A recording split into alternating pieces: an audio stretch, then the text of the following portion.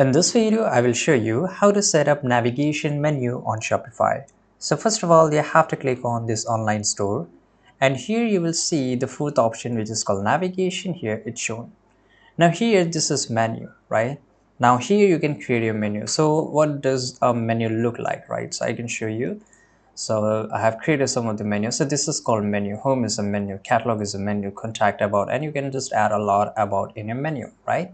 So here you can see, as well as there is one more menu which is on the footer menu. So here it is shown, right?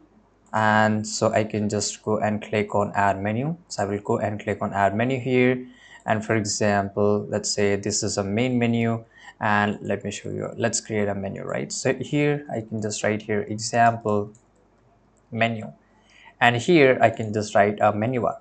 So for example, this is a product under $500, right?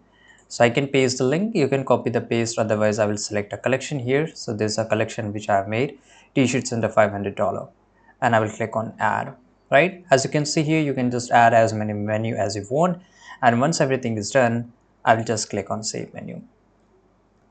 Okay, now let's get into our store. So this is our store. I will just refresh this page here, and this is how you can add it, right? I hope you found this video very useful. Subscribe.